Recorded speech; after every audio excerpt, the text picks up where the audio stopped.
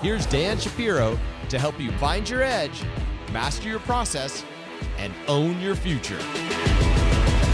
Hey guys, good morning everybody. Happy Monday and welcome to another edition of the xmas weekend update show. Hope everybody's having a wonderful 3-day weekend. If you are working today, but all jokes aside, hope everybody's doing well.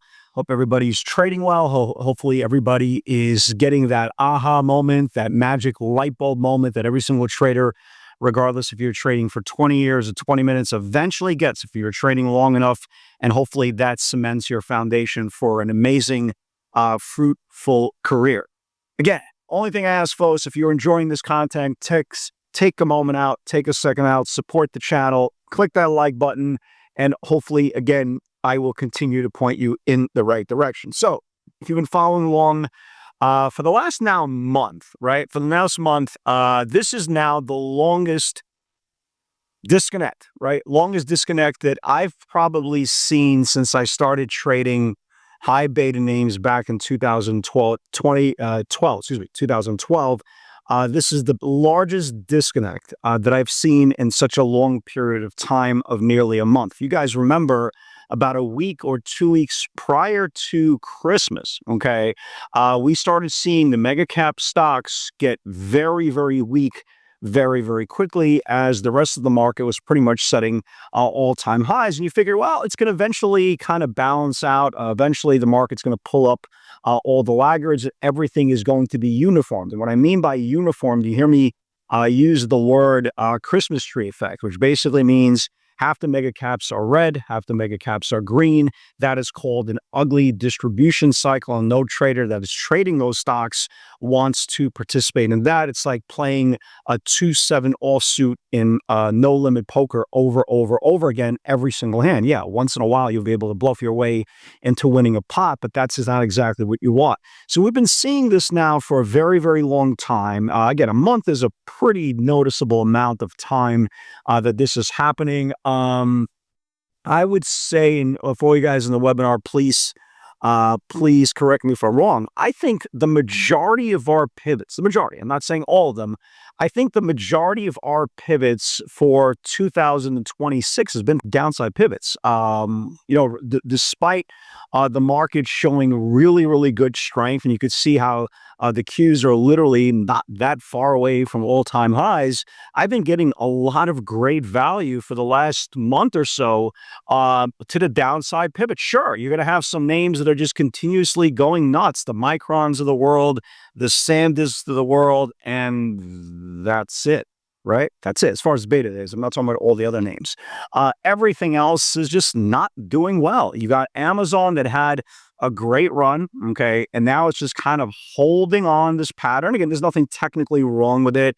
You can make a case that it reclaims back the 5-day moving average this week, and the stock will go back to recent highs. Okay, I can mess with that. But also, there's a downside to this, right? If it keeps on holding the 20-day support. Now, what happens if it loses the 20-day support? Well, I'll tell you what happens if it loses the 20-day support. It retests back the 50-day moving average. Google, right? We talked about Google. Kind of the same thing as Amazon. If Amazon loses the 5-day, what happens? Goes to the 20. Well, Google lost its 5-day on Friday and traded down to the 10. Again, you could make a case that is just resting off of a recent run and everything is fine. Sure, everything is fine unless it loses the 10-day moving average. Again, there's always two sides of the market. Again, I'm not a bull, I'm not a bear, I'm an opportunist. And I don't look at the market with rose-colored glasses. I look at the market as, hey, where's my biggest opportunity? What we call the low-hanging fruit, right? You've heard that terminology, low-hanging fruit. That's where the low-hanging fruit is. So it's not about the one stock that's strong in a misery of 10,000. It's the 10,000 stocks that are weak. So why the hell am I going to concentrate on the one that's strong? And you continue, right? NVIDIA has had now every opportunity, literally every opportunity to break out of this massive channel that it started way back on December the 29th. We're going into like almost a month, right? 3 full weeks of NVIDIA not being able to get back above the channel. Again, you can make a case, well, it's just digesting. Well, how long can you digest a 3-week move. Eventually, something has to get this thing into order. And to its credit, it has lost the 50-day moving averages several times and has gotten back above. Now, again, why can't it progress? If the market is not that far away from all-time highs again on the Qs, well, why can't it progress? Why can't the price action get stronger? Again, it's an open-ended question. I don't have an answer to that, but it's something that, again, you need to be aware of. It's very, very important to understand. So Apple has been a disaster. Let's call it what it is. Apple has been an absolute disaster ever since it lost the 5-day moving average on an exhausting channel all the way back in December. It just hasn't had the light of day, man. Look at this thing. This is now the lowest close in the whole formation going all the way back to October, right? Again, this is not healthy. You don't want your leaders to be the lagging as the market is still above supply, above demand. It just doesn't make a lot of sense. Tesla, right? Look at Tesla. Again, Tesla has had every opportunity to absolutely go crazy when it finally had that big run, reclaiming back the 50-day moving average on December the 3rd. And guess what? We are now day 4 below the 50-day moving average. And the longer it continues to build below the 50-day moving average, the higher probability. I've been saying this, guys, every single time with every single stock. The longer a stock builds a ceiling below the 50-day moving average, the higher probability you will get that big expansion swan dive. So Tesla has to get back above the 50-day moving average, or there will be an expansion channel to the downside. Again, these are all clues, folks. Again, it means sometimes, it's a scenario that it means something. Sometimes a scenario that means nothing, but at least you have to understand and what's going on as well. You got the Bitcoin stocks, right? The MSTRs of the world. Bitcoin now has climbed back to where? 92, or where's Bitcoin as I'm recording this video? Bitcoin is 93,000, right? So Bitcoin has gone basically from 80,000 back to 94, 95, 97,000. And MSTR, again, has failed to reclaim back the 50-day moving average. You got Coinbase, same thing, right? They had a chance to reclaim their 50-day moving average 3 days ago. They got rejected, and now they're staring at a bottom channel that's a week's long that if it confirms, they should see lower prices. Look at PLTR, right? Look at PLTR as well. PLTR, again, another prime example. It's almost like an NVIDIA situation. Again, you're going to turn around, well, Michael Berry. Man, F Michael Berry. The dude had one good call. My God, enough already with Michael Berry. Enough of Michael Berry. Look, PLTR is doing pretty much the same thing as NVIDIA, okay? You could turn around AI bubble, non-bubble, this bubble, that bubble. Who cares, right? It's all bubble talk, right? Bubble boy, bubble bats. Who cares, right? PLTR, the most significant thing about what's happening with PLTR, it's just kind of the same thing that's happening to Tesla. It cannot stay above the 50-day moving average. Every single time it gets back above, it loses. It had a really aggressive engulfing candle on Friday, taking out 1, 2, 3, 4, 5, 6, 7, 8, 9 days worth of buying. And now we are looking at the January lows on deck for a potential more downside move. So my point is, if you are a mega cap trader, okay, I can't see how you can look at this market and go, this is a really strong market for mega cap technology stocks. I'm not talking about the ASTSs of the world that have great runs. I'm not talking about the core waves that is having a really, really great runs, or the IRENs. There's a lot of names that look really good. Again, I don't trade those stocks. Okay. So it's like me, it's like somebody telling me, well, Dan, Lowe's looks really good.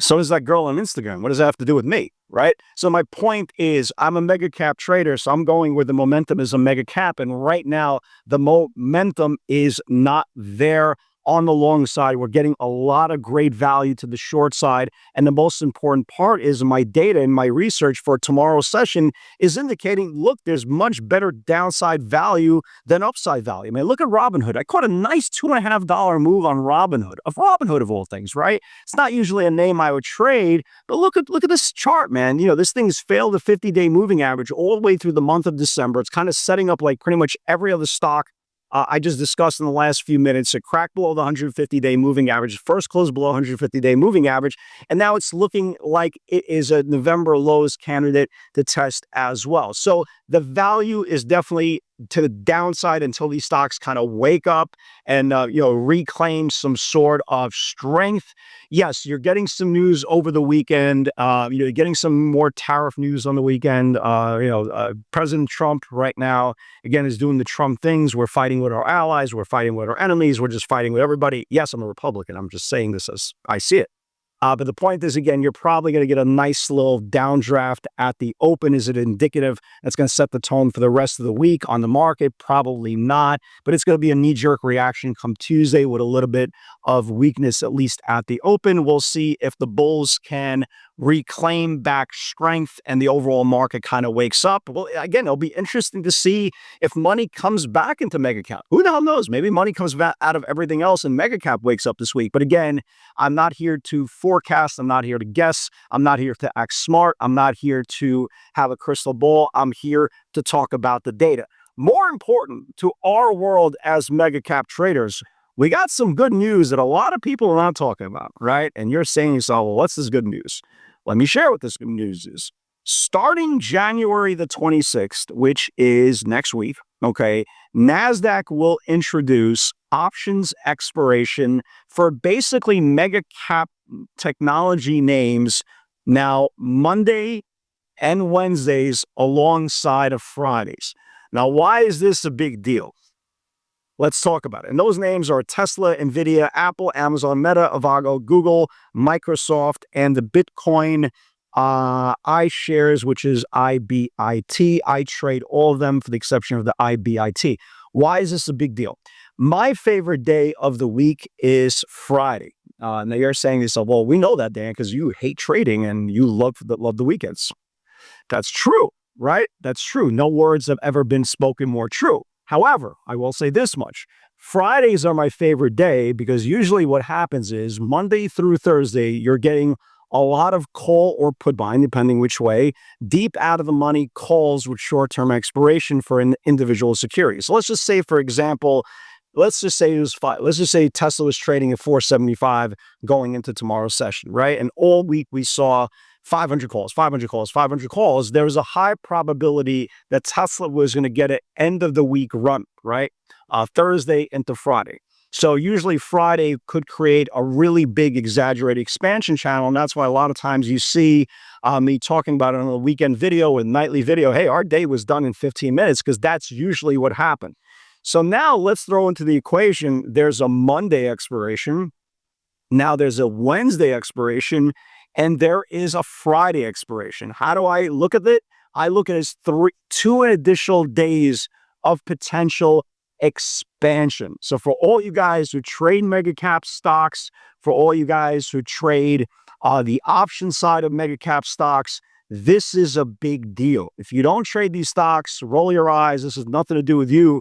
But for all of us who do trade these things, now you are having a potential for an additional 2 days a week of expansion. I think that's awesome news. I think it's very, very important news. And I think that's something that we will really take advantage of for the foreseeable future. So that's a really, really big deal. So that's it. Right, that's it. I got some ideas for you guys for tomorrow.